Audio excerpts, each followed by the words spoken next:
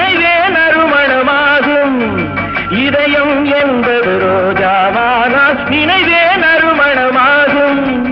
எங்கே இதயம் அங்கே வாழும் அன்பே என்னை ஆளும் நான் உங்கள் வீட்டு பிள்ளை இது ஊரறிந்த உண்மை நான் செல்லுகின்ற பாதை பேரறிஞர் காட்டும் பாதை